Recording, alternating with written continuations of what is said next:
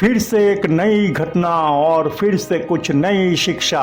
पर्दे के पीछे का सच जो हमें आमूमन दिखाई नहीं देता है या समझ में नहीं आता है, वही हमको समझना होता है।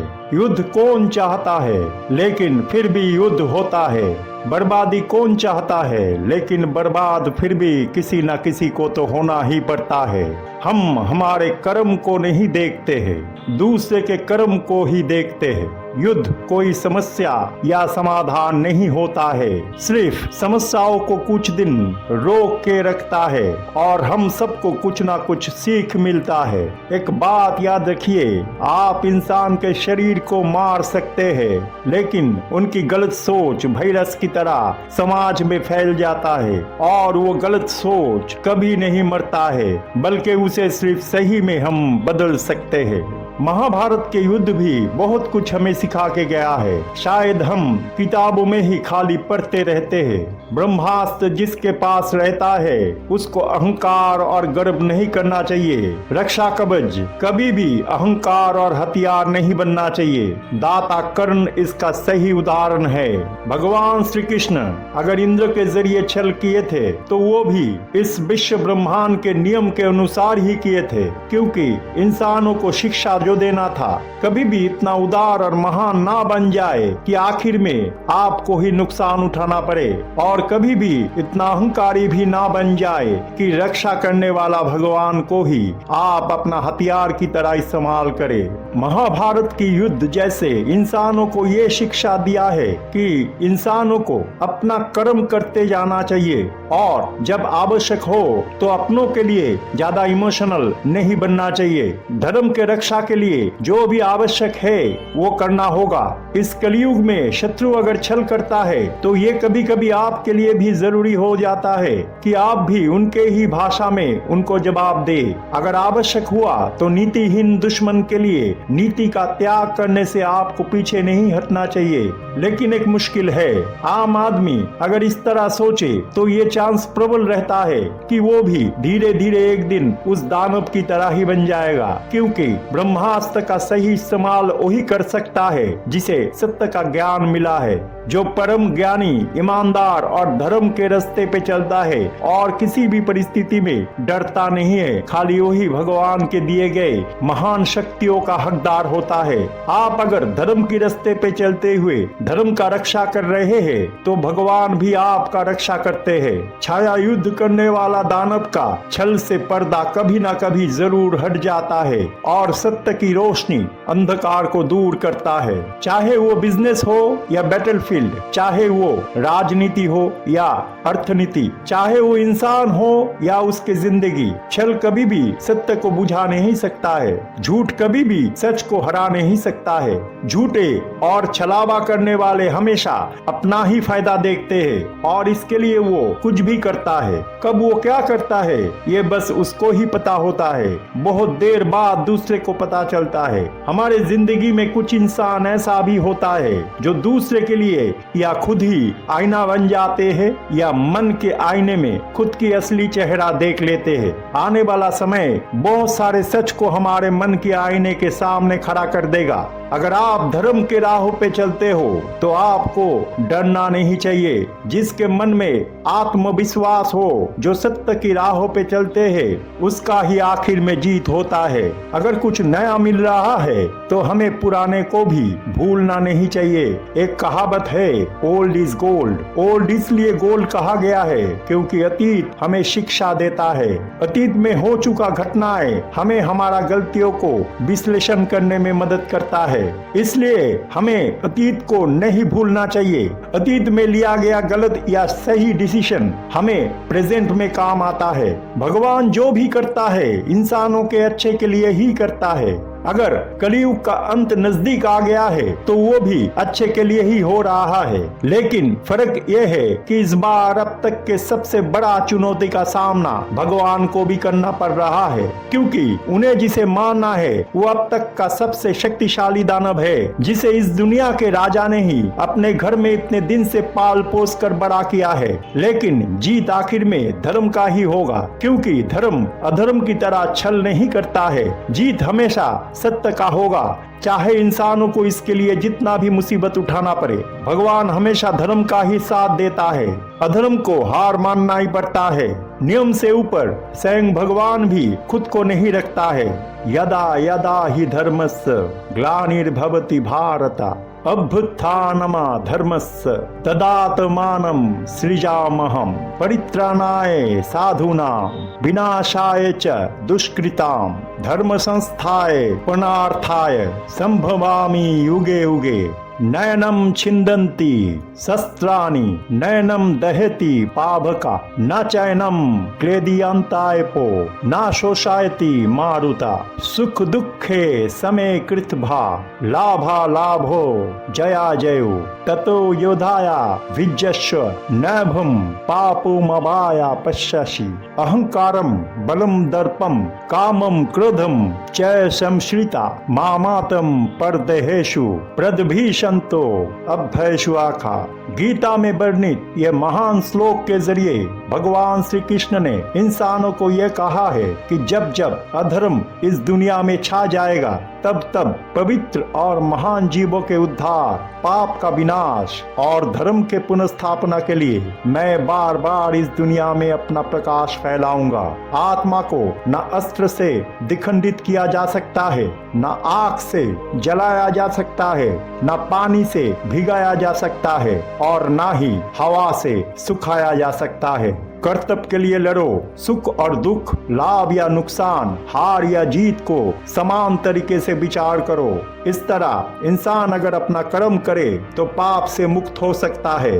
राक्षस या दानव अपने शक्ति, गर्व, अहंकार, क्रोध और कामना के वजह से अंधे होकर खुद की और दूसरे की शरीर में मेरा उपस्थिति का गलत इस्तेमाल करता है।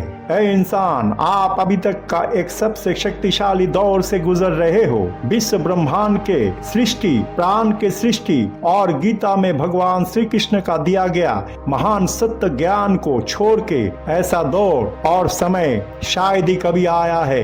अभाग्य है उन आत्माओं का कि वो इंसान के शरीर में रहते हुए ऐसा वक्त से गुजर रहा है जब एक युग का अंत और एक नया युग का शुरुआत होने जा रहा है। सृष्टि और नियम के इस दुर्लभ अवसर पर इंसानों को चाहिए अपने अंतर्दृष्टि से अपने ही अंदर रहने वाला आत्मा का खोज करे, क्योंकि ऐसा अवसर शायद ही आपको फिर कभी मिलेगा। हम सबके पास ये अवसर है कि हम भगवान के सेना के रूप में उनका साथ दे और उनके इस महान संकल्प को सफल करे।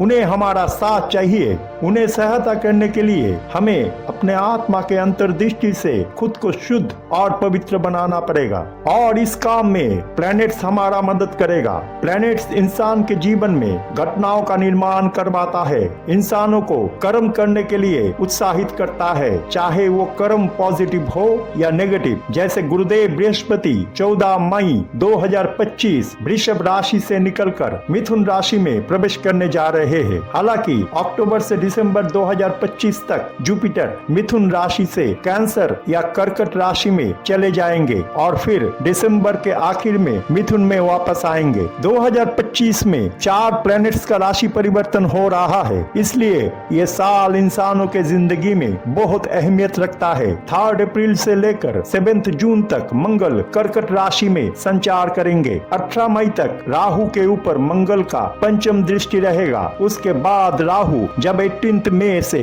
कुंभ राशि में गोचर करेंगे तब राहु के ऊपर मंगल का अष्टम दृष्टि रहेगा। 7 जून मंगल राहु और केतु के नोडल एक्सेस पर गोचर करने के समय अंगारक योग का निर्माण करेगा। 18 मई राहु मीन राशि से कुंभ राशि में गोचर करेगा और केतु कन्या को छोड़ के सिंह राशि में गोचर करेगा। राहु हमेशा शनि के जैसा बनना चाहता है और केतु मंगल जैसा। हम सभी ये 2 छाया ग्रह की बारे में बहुत कुछ जानते हैं, इसलिए मैं उस चर्चा पे नहीं जाऊंगा। एक नक्षत्र में 4 चरण होता है, 4 पुरुषार्थ होता है, धर्म, अर्थ, काम और मोक्ष। और ये 4 पुरुषार्थ में से हर एक आत्माओं को इंसान के शरीर में रहते हुए जन्म और मृत्यु के चक्र में घूमना ही पड़ता है। जिंदगी को जटिल बनाने का जरूरत नहीं है। आपको एस्ट्रोलॉजी या टैरो रीडिंग को समझने का कोई जरूरत नहीं है। आप बस अपने जीवन में सही नीति और सच के साथ चलिए। लिए सही कर्म करे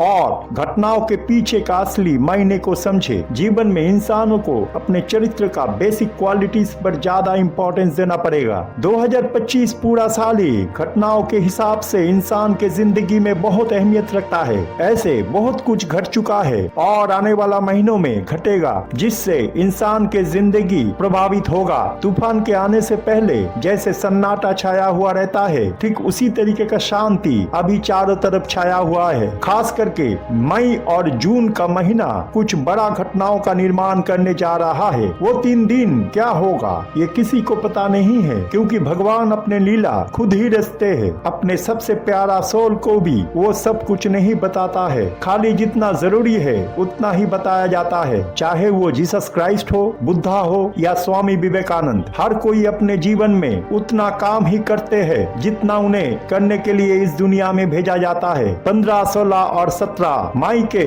महीने के ये 3 दिन बहुत इंपॉर्टेंट है, क्योंकि देव गुरु बृहस्पति का प्रभाव इन दिनों में शून्य हो जाएगा और उस समय 12th हाउस में रहने वाला 6 प्रमुख ग्रह, खास करके जो अशुभ ग्रह है, वो कुछ न कुछ नेगेटिव घटनाओं का निर्माण करने की कोशिश कर सकते हैं। लेकिन इस समय अगर कुछ नेगेटिव या अशुभ भी होता है तो उससे हमें पॉजिटिव सीख ही लेना है। गुरु बृहस्पति हमारे दुनिया को हर एक मुसीबत से बचाते हैं और उनका प्रभाव ही जब शून्य हो जाएगा तो ये संभावना बहुत प्रबल रहेगा कि कुछ न कुछ बुरा हो सकता है। हालांकि बुराई में हमें अच्छाई को देखना होगा। जैसे महाभारत के युद्ध के वक्त अगर संजय ना होता तो धृतराष्ट्र को कुछ भी ज्ञात नहीं होता। संजय धृतराष्ट्र को सच बताया था, लेकिन इस कलयुग में सच बताने वाला कौन है? चारों तरफ फेक न्यूज ही हमें सुनाई देता है, जिसे ज्यादातर लोग सच मान लेते हैं। पॉपुलैरिटी या जनप्रियता को प्राप्त करने की होड़ में लोग समाज और सामाजिक माध्यम खुद को ना जाने कितने बार नंगा कर चुकी है।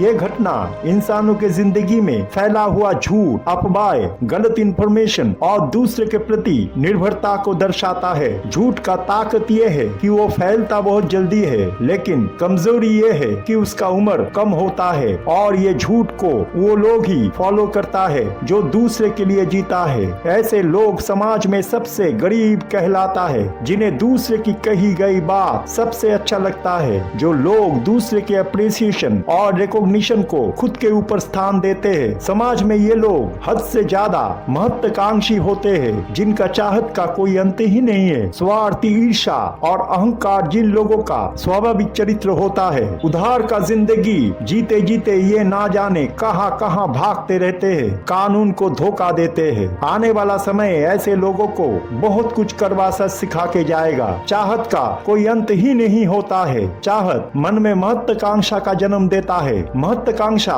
ईर्ष्या और लोभ का जन्म देता है, लोभ और ईर्ष्या जीवन में कर्म फल निश्चित करने वाला घटनाओं का जन्म देता है। हमारे कर्म नया घटनाओं का जन्म इसलिए देता है क्योंकि हम पुराने घटनाओं से सीखकर अपने आप को सही दिशा में बदलते नहीं हैं। China, USA, Russia, Europe, Pakistan, Bangladesh और इंडिया, ये ऐसे कुछ देश है जिन्हें आप अपने जीवन में या समाज में दोस्त, रिश्तेदार और परिवार के अंदर किसी न किसी लोगों के रूप में देख सकते हैं। किसी और को दोष देने से पहले भगवान का शुक्र मानिए कि वो आपको सिखाने के लिए ठीक वैसे ही घटनाओं का निर्माण करते हैं जो घटनाएं आप पहले किसी दूसरे के साथ करते आए हैं। इसके जरिए वो आपका पेंडिंग कर्मा भी कंप्लीट करते हैं। आज कोई देश अगर अपने ही देश के अल्पसंख्यक लोगों को पड़ोस के दुश्मन को सपोर्ट करने के लिए जिम्मेदार ठहराता है, तो किसी दूसरे पड़ोस वाले देश भी अपने यहाँ अल्पसंख्यक लोगों को पड़ोस वाले देश को सपोर्ट करने के लिए जिम्मेदार ठहराएंगे। युद्ध कोई छलना नहीं होना चाहिए। युद्ध अस्त्र का गुणवत्ता दिखाने का प्रदर्शनी भी नहीं होना चाहिए। युद्ध कभी भी अपना कोई स्वार्थ पूर्ति का माध्यम भी नहीं बनना चाहिए। हम ऐसे एक समय से गुजर रहे हैं जब हमारे अंतरात्मा के जरिए खुद को शुद्ध और पवित्र बनाने का हमें सख्त जरूरत है, क्योंकि आज देश और समाज झूठ और नकली दिखावे से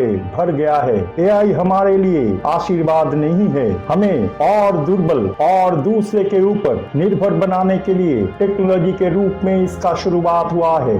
इसलिए जितना हो सके असलियत पे जीना सीखिए, नहीं तो एक दिन आपका शरीर ही एक एआई टूल बन जाएगा। इस साल में आने वाला समय इंसानी सभ्यता के लिए चुनौती भरा होगा। बहुत सारे सारे प्राकृतिक और मैन मेड डिजास्टर्स दिखाई देगा। इंसानों के लिए टेस्टिंग टाइम होगा।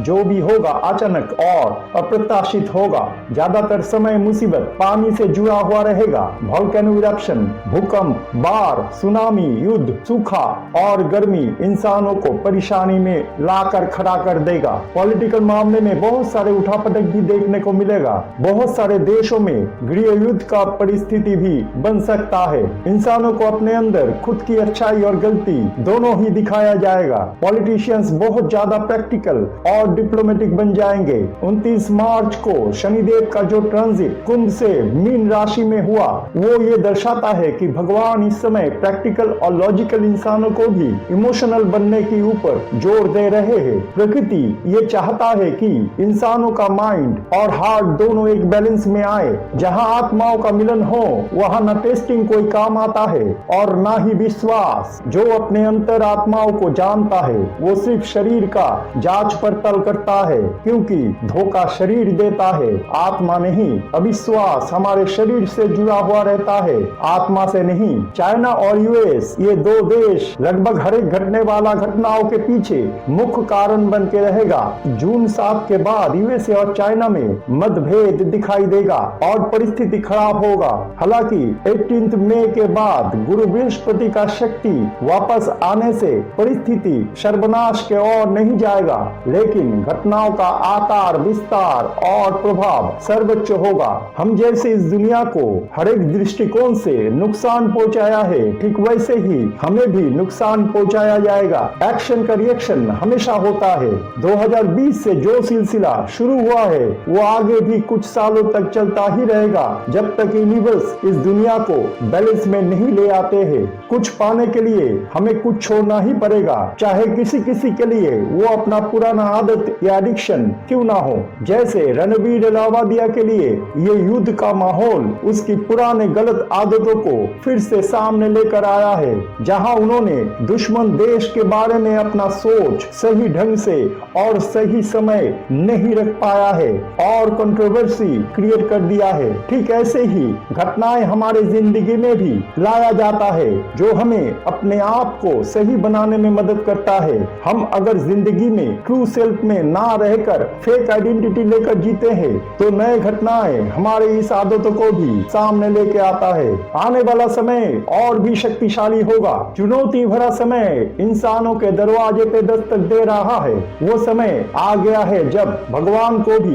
इंसानों की मदद का जरूरत है। आने वाला घटनाएं ऐसे सरप्राइजिंग होगा कि इंसान अभी तक कल्पना में भी उसे महसूस नहीं कर पाया है। ऐसा समय आ रहा है जहां पर आदमी असली और नकली में अच्छी तरह फर्क कर पाएगा। झूठे प्रचार या प्रसार और अपने आप को महान और सर्वश्रेष्ठ दिखाने का हर एक प्रयास विफल हो जाएगा। हाल की घटनाएं युद्ध जैसा परिस्थिति का निर्माण किया था और उसमें से हम बहुत कुछ सीख पाए। एक बहुत बड़ा सीख ये था कि जो अपने डिफेंस को सबसे ज्यादा इंपॉर्टेंस देगा और मजबूत करेगा वही प्रभावशाली और निर्णायक आक्रमण कर पाएगा। चाहे फुटबॉल का खेल हो या दोनों देश के बीच में युद्ध, डिफेंस और ऑफेंस में एक समन्वय का जरूरत हमेशा होता है। ठीक इसी तरह हमें जिंदगी में भी अपने अंतरात्माओं को ढूंढना है और खुद को जानना है, तभी हम समाज में दूसरे के साथ अच्छी तरह डील कर सकते हैं। ऑफेंस सबसे बड़ा डिफेंस नहीं होता है। दूसरे के सीमा के अंदर जाने से पहले अपने आप को मजबूत करना पड़ता है। युद्ध हो या खेल के मैदान, डिफेंस जैसे सबसे इंपॉर्टेंट चीज होता है। ठीक वैसे ही इंसान के शरीर में अंतरात्मा उनका बेस्ट डिफेंस होता है। इसलिए दूसरे की आवाज सुनने से पहले अपने अंतरात्मा का आवाज सुनिए, ना कि अपने शरीर का। हमारे शरीर के अंदर रोग प्रतिरोध क्षमता जितना अच्छा होगा उतना ही हम सहज और निश्चिंत जिंदगी बिता सकते हैं। वैसे ही हमारे दिमाग के प्रैक्टिकलिटी और लॉजिक को हार्ट के इमोशन और जमीर के साथ हमें बैलेंस करना है। इसलिए दूसरे को इंपॉर्टेंस देने से पहले खुद पे ध्यान दीजिए, खुद को जानिए और खुद का सुनिए। अंतरात्मा ही आपका एकमात्र परिचय है। वही आपका मुश्किल आसान कर सकता है। वही आपका सबसे बड़ा दोस्त है, जिसको जानकर और सुनकर जिंदगी में आपको परम शांति और खुशी मिलेगा। आपको भगवान मिलेगा।